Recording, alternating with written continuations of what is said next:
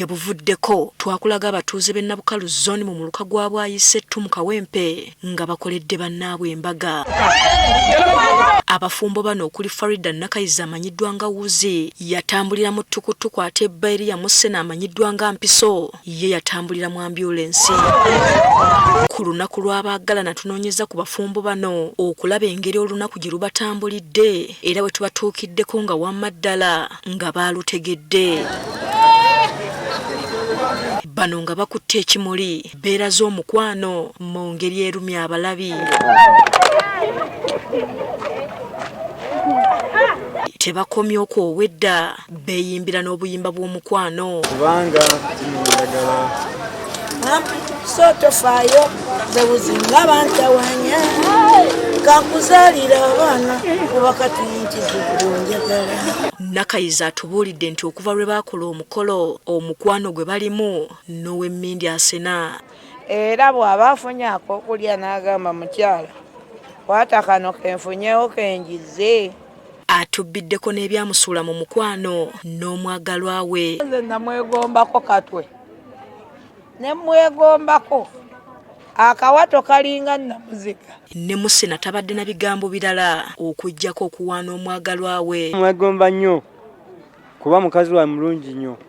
Wale si mulungi abalala bamugamba si mulungi naye namwagala nga mukazi wange nera ne muwasa era kati mwenyumirizamu nnyo kuba alina omutwe ogukwasa bye muyigiriza okola. Naye atubuulidde bye yeegomba ku kabiite we. Omutunuli ono mukyalo ono namwegambako bintu bibiri, empisa n'akabina ke.